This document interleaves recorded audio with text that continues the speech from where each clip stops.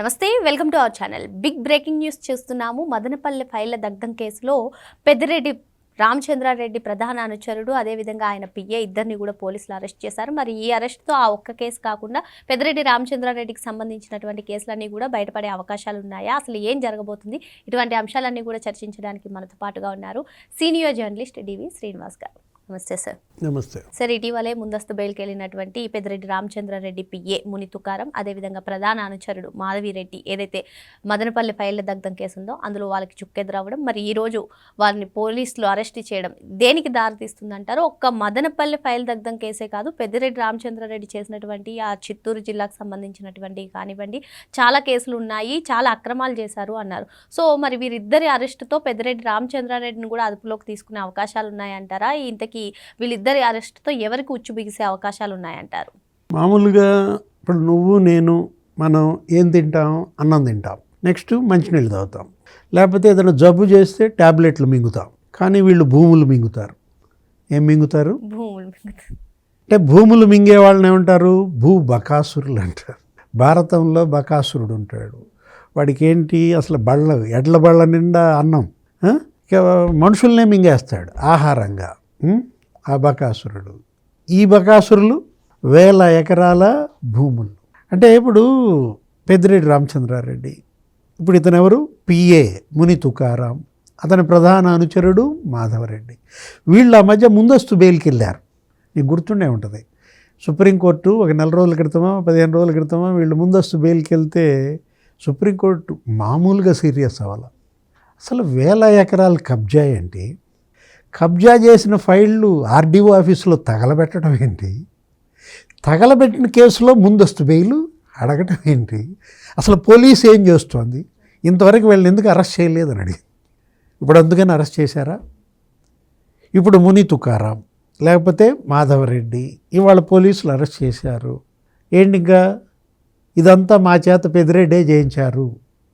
మిథున్ రెడ్డి చెప్పాడు కాబట్టే మేము 7 లీటర్ల పెట్రోల్ పెట్టాం, ఆ కిటికీ దగ్గర అగ్గిపుల్లలు వేసాం అని చెప్తారా? చెప్పారా? అప్రూవర్లుగా వీళ్ళిద్దరూ మారితే నెక్స్ట్ అరెస్టులు ఎవరు? ఇప్పుడు ఆల్రెడీ ఆ మద్యం కుంభకోణంలో కొడుకు జైలుకి వెళ్ళాడు. ఎవరు? మిథున్ రెడ్డి. ఇప్పుడు ఏదో బెయిల్పై బయటకు వచ్చినట్టున్నాడు, ఒక 50-60 రోజులు జైల్లో ఉన్నాడు. ఇప్పుడు నెక్స్ట్ ఇప్పుడు తండ్రి అరెస్టా? ఎందుకంటే పెద్దిరెడ్డి రామచంద్రారెడ్డి ఆయన దగ్గర మరి ఒక 40-45 ఏళ్ల రాజకీయం. ఆయన ఎస్వి యూనివర్సిటీ నుంచి వచ్చినాడు. అనేక మంది ముఖ్యమంత్రుల దగ్గర పనిచేశాడు. రాజశేఖర్ రెడ్డి హయాంలో, లేకపోతే విజయభాస్కర్ రెడ్డి, లేకపోతే జనార్దన్ రెడ్డి, వీళ్ళందరితో కలిసి పనిచేశాడు. ఆ ముఖ్యమంత్రుల పాలనలో జైలుకి వెళ్ళా. ఆ పుణ్యం కూడా జగన్మోహన్ రెడ్డికేనా? అంటే జగన్మోహన్ రెడ్డిని అడ్డం పెట్టుకుని మొత్తం పెద్దిరెడ్డి రామచంద్రారెడ్డి షాడో సీఎం, రాయలసీమ బకాసురుడు. సీమను మింగేశారు. ఇంకెందుకు ఒకటే మాట, ఇప్పుడు చాప జుట్టేశారు. అతను ఎవరు? హిరణ్యాక్షుడు అనుకుంటా. హిరణ్యకశిపుడు, హిరణ్యాక్షుడు అని ఉంటాడు. అతను అసలు భూమినే చాప చుడతాడు. ఎవరు? ఆ హిరణ్యాక్షుడు అనేవాడు. ఇప్పుడు ఈ భూమిని చాప చుట్టిన సీమ హిరణ్యాక్షుడా? ఎవరు? 4 నియోజకవర్గాలు, అటు పొంగనూరు, తంబళ్ళపల్లి, పీలేరు, మదనపల్లి, 20,000 ఎకరాలు. అంటే 4 నియోజకవర్గాలు మింగేసినట్టు. ఆ 20,000 ఎకరాలు రెవెన్యూ రికార్డులు ఉన్నాయి కదా, అవి బయటకు రాకుండా కాలబెట్టారా? అసలు ఏ రకంగా ఆర్డీఓ ఆఫీసులో పెట్రోల్ ఉంటుందమ్మా? ఇప్పుడు మామూలుగా కలెక్టర్ ఆఫీస్, ఆర్డీఓ ఆఫీస్, లేకపోతే నువ్వు రెవెన్యూ ఆఫీస్కి కూడా వెళ్ళుంటావు, తహసీల్దార్ ఆఫీస్కి వెళ్తారు.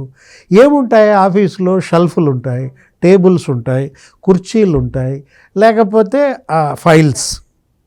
ఏది మొత్తం మనం ఏదో అడుగుతాం కదా, వినతి పత్రాలు ఇస్తాం కదా, ఆ వినతి పత్రాలు, వాటి మీద ఫైలింగు ఇవి ఉంటాయి. అక్కడ 7 లీటర్ల పెట్రోల్ ఎందుకుంది? ఆ గుమాస్తా, సీనియర్ రికార్డ్ అసిస్టెంట్ కిటికీ పక్కన అగ్గిపుల్లలు ఎందుకున్నాయి? 2 ఆర్డీఓలు సస్పెండ్ అయ్యారు. ఆ సీనియర్ అసిస్టెంట్ గౌతమ్ సస్పెండ్ అయ్యాడు. అంటే ఇప్పుడు వీళ్ళ యొక్క ఆ నేరాలు దాచిపెట్టడం కోసం, ఆ కబ్జాలు కప్పెట్టడం కోసం తగలబెట్టారు. ఎలా? భూమిని ఏమన్నా మాయం చేయగలవా? రికార్డును మాయం చేయగలవు, ఫైల్ని తగలబెట్టగలవు, కానీ భూమిని ఏం చేయగలవు అంటే వీళ్ళ దావాద్రి. ఇటీవల కొన్ని కేసులు చూసుకున్నట్లయితే సాక్ష్యాలు లేవని క్లోజ్ చేసేస్తున్నారు సార్. వివేకా కేసు కూడా ఆ దశలోనే ఉంది. మళ్ళీ నేను పోరాడతానని చెప్పి సునీత గారు చెప్తున్నారు. మరి ఈ మదనపల్లె ఫైల్ దగ్ధం కేసు కూడా ప్రీ ప్లాన్డ్గా పక్కా ఆధారాలను ధ్వంసం చేసే విధంగానే ఉన్నాయి. మరి ఇది భూమికి సంబంధించింది, రెవెన్యూకి సంబంధించింది. ఒక పక్క ఏపీ ప్రభుత్వం కూడా రెవెన్యూ డిపార్ట్మెంట్గా స్పెషల్ ఫోకస్ పెట్టింది. మరి ఇటువంటి నేపథ్యంలో ఈ కేసు ముందుకెళ్లే అవకాశం ఉందంటారా? లేదు అంటే ఇలానే చిన్న చిన్న వాళ్ళు అరెస్ట్ అయ్యి ఇది కూడా సాక్ష్యాలు లేవు అని చెప్పి కొట్టేసే ప్రయత్నం జరుగుతుంది అంటారు? ఏ కేసుని కూడా అడ్డుకట్టేయడం, ఆపడం భ్రమతరం కూడా కాదు. కాకపోతే ఆ కేసుని కొన్నాళ్ళు ముందుకెళ్లకుండా ఆపచ్చు. ఇప్పుడు అది వివేక హత్య కేసు అయినా, లేకపోతే ఆ తిరుపతి కల్తీ నెయ్యి కేసు అయినా, లేకపోతే ఈ కిడ్నాప్ల కేసు అయినా, ఈ సజీవ దహనాల కేసు అయినా, ఇప్పుడు ఈ కబ్జాల కేసు అయినా, ఏది కూడా చట్టం తన పని తాను అన్నాడు పివి నరసింహారావు కూల్గా ఒకే మాట. చట్టం తన పని తాను చేసుకుపోతుంది. ఇప్పుడు అది కూడా అదే. ఇప్పుడు మదనపల్లి ఫైల్స్ చట్టం తన పని తాను చేసుకుపోతుంది. ఇప్పుడు తుకారాం లేకపోతే ఇతనెవరు మాధవరెడ్డి, వీళ్ళిద్దరూ ఓపెన్ అయితే, బరస్ట్ అయితే పెద్దిరెడ్డి చెప్పాడు, మిథున్ రెడ్డి చేయించాడు అని కనుక వాళ్ళు చెబితే నెక్స్ట్ అరెస్ట్ తండ్రి కొడుకులే. ఎందుకంటే అమ్మా రాగాలపల్లి అని అక్కడ ఒక గ్రామం ఉంది, జమీందారీ భూములు. ఎన్ని ఎకరాలు? 956 ఎకరాలు స్వాహ ఎత్తేసారు. పెద్దిరెడ్డి పేరు మీద, ఆయన కుటుంబ సభ్యుల పేరు మీద, బినామీల పేరు మీద, బంధువుల పేరు మీద ఎన్ని ఎకరాలు? ఇప్పుడు చచ్చిపోతే పాతేయటానికి ఎంత స్థలం కావాలి 6 అడుగులు వీళ్ళకి? ఇప్పుడు వీళ్ళనేమన్నా 1000 ఎకరాల్లో కప్పెడతారా? 6 అడుగులే కదా. అంటే మేము మా తాతల నాటకాలంలోనే మేము కొనుక్కున్నాము, మా దగ్గర రికార్డులు ఉన్నాయని చెప్పి మిథున్ రెడ్డి చెప్తారు కదా సార్. అదే చుట్టూ ఏమో దట్టమైన అడవులు, మధ్యలో పట్ట. ఎక్కడి నుంచి వచ్చింది? అదేమంటే మా తాతల నుంచి వచ్చిందంటావా? మంగళంపేట అడవుల్లో 75 ఎకరాలు అటవీ భూములు. నువ్వు అటవీ శాఖ మంత్రి అంటే అడవులు కబ్జా చేసినాడు అటవీ శాఖ మంత్రి చేస్తాడు ఎవరు? జగన్మోహన్ రెడ్డి. గనులు కబ్జా చేసిన వాడు మైనింగ్ మినిస్టర్ అయిపోతాడు. లేకపోతే ప్రాజెక్టులు అసలు బిల్లు కట్టకుండానే బిల్లులు చేసుకునేవాడు ఇరిగేషన్ మినిస్టర్ అయిపోతాడా? అన్నీ ఇతనికే. ఎవరికి? పెద్దిరెడ్డి రామచంద్రారెడ్డికి 5 శాఖలు ఇచ్చాడు, విద్యుత్ శాఖ కూడా ఇచ్చాడు. అంటే ఇప్పుడు ఒకటి ఇక్కడ మనం అంటోంది, చుట్టూ పారిశ్రామిక వాడ, ప్రభుత్వ భూములు, కానీ మధ్యలో వీళ్ళమ్మకి 7 ఎకరాలు. పెద్దిరెడ్డి స్వర్ణ, ఆమె పేరు మీద 228 ఎకరాలని నేను మీడియాలో చూశాను. అసలు మరి మనకు తెలిసి భూ సంస్కరణల చట్టం ఏం చెప్పుద్ది? మీ నాన్నైనా నీకు రాయాలంటే భూమి మాగాణైతే నీ పేరు మీద 22 ఎకరాలు పెట్టచ్చు, మెట్ట అయితే 18 ఎకరాలు పెట్టచ్చు. ఇంకా అంతకన్నా పెడతానికి చట్టం ఒప్పుకోదు. Land ceiling act. మరి వీళ్ళకి అసలు అది పనిచేయదా? అదేనా ల్యాండ్ టైటిలింగ్ యాక్టా? ఇప్పుడు ఒకటి ఇక్కడ అసలు ఏ రకంగా ఆమె ఎవరు? పెద్దిరెడ్డి స్వర్ణ అటు రేణిగుంట లేకపోతే ఏర్పేడు మండలం ఎక్కడి నుంచి వచ్చాయి? అదేమంటే నువ్వు మళ్ళీ బొగ్గమఠం అంటావు. మీరన్నీ చెప్పారు కానీ బొగ్గమఠం గురించి చెప్పలేదు ఏంటంటే, అరే 125 ఎకరాలు ఇచ్చారమ్మా ఆ రోజు. రాజుల కాలంలో తిరుమల స్వామివారి దర్శనానికి వెళ్ళే భక్తులు వాళ్ళకేంటి? అడవి, శేషాచల అడవులు. అప్పట్లాగా మనకి ఈ బస్సులు ఈ కార్లు పైకి వెళ్ళే కాదు, నడుచుకుంటూ పోవాలి. పాపం స్వామి దర్శనం కోసం ఈ అడవిలో క్రూర మృగాలను దాటుకుని వస్తున్న భక్తులు వాళ్ళు విశ్రమించడానికి, వాళ్ళ అన్నపానాదులకు 125 ఎకరాలు దానం చేస్తే బుగ్గమఠానికి ఇప్పుడు ఎంత ఉందో తెలుసా? 25 సెంటు. అంటే 124 ఎకరాల 75 సెంటు ఎత్తి పారేశారు.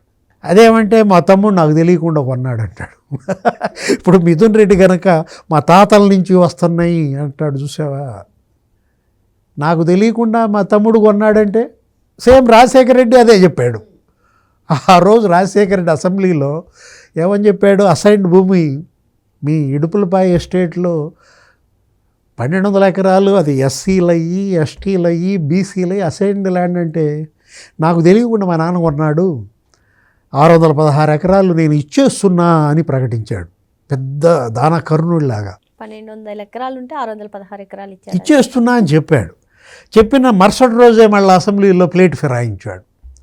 616 కాదు, సారీ అది లేదు, పొరపాటు చెప్పాను, 312 ఎకరాలు అన్నాడు. 312 ఎకరాలు ఇచ్చేస్తున్నా అన్నాడు. అసలు ఇప్పటికన్నా ఇచ్చారా? 312 ఎకరాలు కాదమ్మా, 600 ఎకరాలు కాదు, 300 సెంటు, 300 అడుగులు కూడా ఇవ్వలేదు. ఇడుపులపాయ ఎస్టేట్లో చెరువులు, దేవాదాయ భూములు, కొండ పోరంబోకు, రెవెన్యూ పోరంబోకు మొత్తం కలిపేసుకున్నారు. నిన్న అక్కడ చూసావుగా, సరస్వతి పవార్ డిప్యూటీ సీఎం వెళ్ళాడు అక్కడికి, గురజాల ఎమ్మెల్యే ఎరపతినేని, పవన్ కళ్యాణ్, మొత్తం అక్కడ అటవీ భూములు ఎన్ని ఎకరాలు, 20 ఎకరాలు, ఎంత లెక్క తెలియదు. అంటే వీళ్ళ యొక్క ఆ భూదాహం గురించి చెప్తున్నాను. అదేమంటే సజ్జల ఎస్టేట్ అంటావు. అది కడప ఎపిసోడ్. ఎన్ని ఎకరాలు అది? 105 ఎకరాలా? అసలు వాళ్ళు సర్వేకి కూడా లోపలికి అసలు అధికారులు రానియకుండా బెదిరించారు.